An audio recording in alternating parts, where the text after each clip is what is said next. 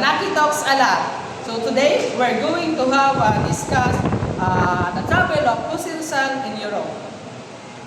So we have Mr. Margatinis, Mr. Ampatin, Mr. Maymanan, Mr. Solis, Mr. Gablinda, and last is Mr. Flores. Let me start with this question. When Rizal went to Europe, was it just about studying? Not really. Yes, education is one of the reasons, but it wasn't the only reason. He left the Philippines in 1882 and went to Madrid, Spain.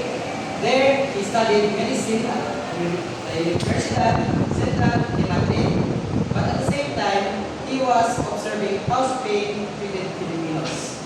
And that's when we became an active and informed working right, because also Spain will start in writing during the Canary.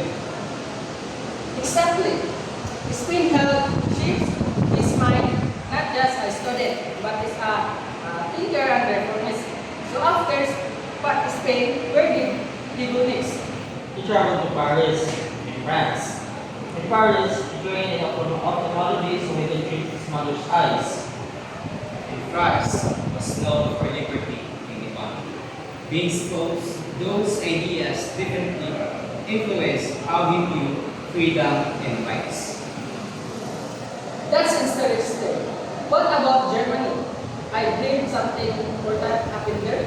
Yes, in Berlin, Germany, his book with Lolita Mire was published in 1887. He even received financial support from his friend Maximo Viola.